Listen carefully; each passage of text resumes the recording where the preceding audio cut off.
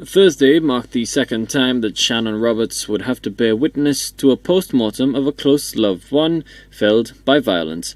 Shannon is the sister of Vijay Roberts, who was gunned down in Augier Fort on Sunday, October 25, 2020. She also lost her mother to violence 3 years ago.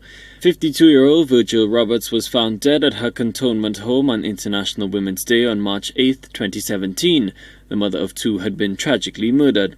Now, Shannon is left with the task of burying another loved one, a reality at times that seems too much. Despite my mother is not here, we still love each other. My mother had four girls and one boy. She has no boy now. Her only boy, Vijay Roberts and Vijay Roberts. He wanted to see his mom. He traveled to come and bury his mom. And now I don't have no brother. I don't have no Jai again. Just take Jai. We don't have Jai again.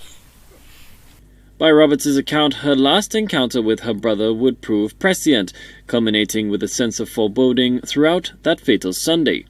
I last saw and spoke to my brother 2 weeks ago before he died. But I had plans to come and see him. When we last spoke, he gave me a little churro. He told me he needs to speak to me, come and talk to him. And on the Sunday, I wanted to come and see him.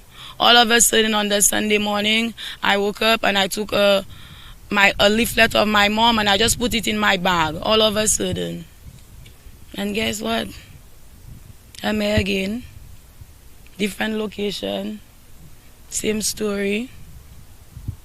Yeah. The prime suspect, who is reportedly in police custody, is said to be a close cousin of the homicide victim. According to Roberts, trouble had been brewing for some time as tensions among loved ones grew with each passing day before violence was visited upon Vijay Roberts. Now family members are stricken with grief. I think it's a curse. I do not really understand. Those persons always get along. It's just for some reason. A confusion, verbal abuse came to the end of death. I don't know why people cannot solve their problems and do not let anger take over their soul. It's very sad. You understand? I have my own troubles in life. Every time is something going on. None of my other siblings not here with me. My brother and I alone now was in Saint Lucia. Look now, they kill him. He was planning to make a birthday party for my son. Everybody have their walks in life. My brother loved his family. The cautionary tale of conflict resolution and renouncing the primal call to violence was all too clear to close friends of the late Vijay Roberts. They concede that he had his shortcomings, but summary execution was beyond the pale. All I want to say, we Lucian, when things murder or something happen to our neighbors or our friend or our loved ones, we just have to pray to the higher power and ask God to forgive us and stop gossiping and saying bad things. Some people, they have unlicensed firearms. Some of them, they have licensed firearms, and they think that when they in a possession of a firearm, that they think that they have power, that's everything. So before anything, they have a little misunderstanding with somebody.